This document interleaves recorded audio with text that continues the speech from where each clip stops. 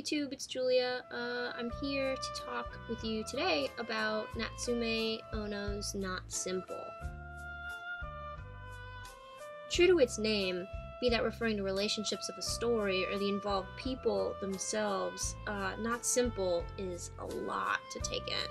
I've read things before that definitely were more complicated. They were longer, they had more difficult plot lines, they were more complex to look at. But for some reason, this graphic novel stuck me as one of the best and most perfect examples of the statement, less is more. In this case, a lot more. Ian, a seemingly homeless hitchhiker, spends his life traveling the world attempting to track down his missing sister, who may or may not actually be his real mother.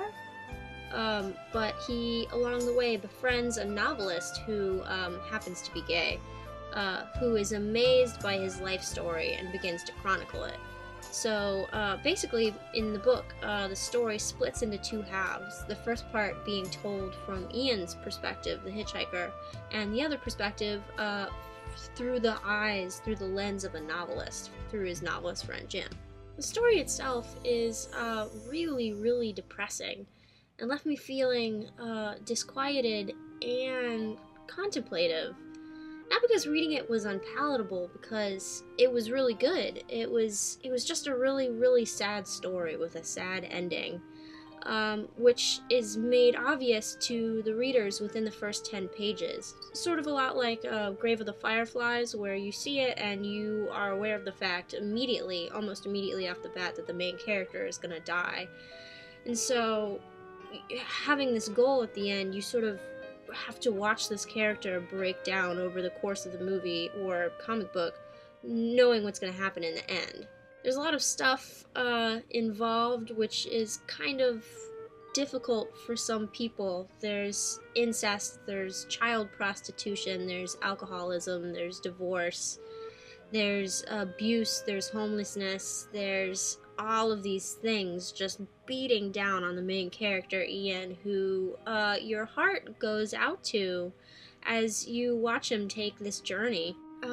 He's incredibly sweet throughout the entire book, which makes me believe, I got the impression that maybe he had some sort of mental disorder almost, because he was so zen, so calm in the face of adversity, that maybe his innocence was almost simple-mindedness. A sudden change in his mood at the end of the book, however, makes things confusing, suggesting maybe he was just under extreme mental duress since the very beginning, more than anything else. So that aspect of the story is a little ambiguous. It's sort of up for personal interpretation.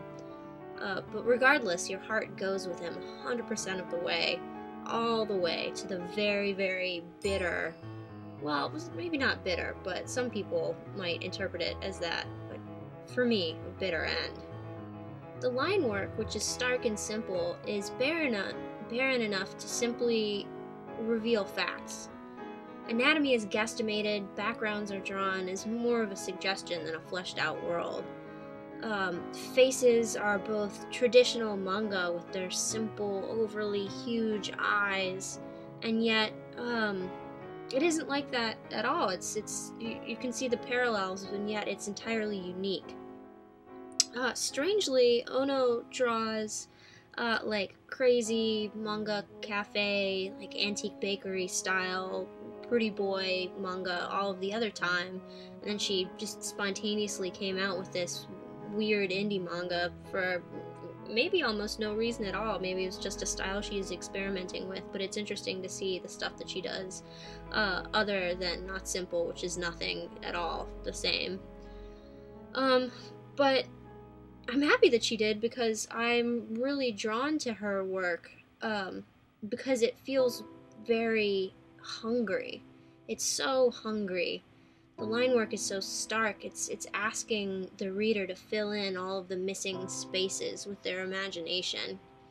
Ian's eyes, particularly as a character, are giant, scribbly circles. They're so simple and yet complex at once. They just are so hungry and innocent and full of pain, where everybody else in the manga has very dark, lidded, suspicious stares. No one is as open to see their feelings as Ian's feelings are quite obviously worn on his sleeve or on his face.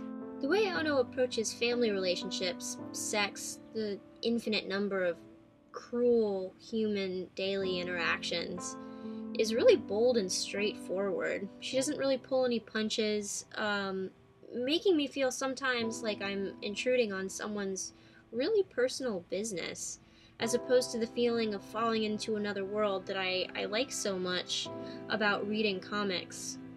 It was definitely a strange and absorbing experience, sort of like watching a nature documentary when you're rooting for that dying gazelle that you know is going to be eaten by the alligator in the end anyway. But it was an interesting experience that I find was really profound, and that after I've let the story process a little, I will probably return for a second or third read. Despite the stark drawing style, I feel like there was still some things that I missed. I expect to pick up on the minutia the second time around. You can read the first chapter online. I will put the link in the...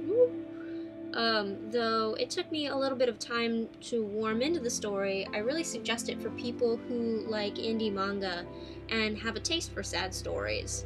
It's one of the best character studies I've read all year, and I really highly recommend it.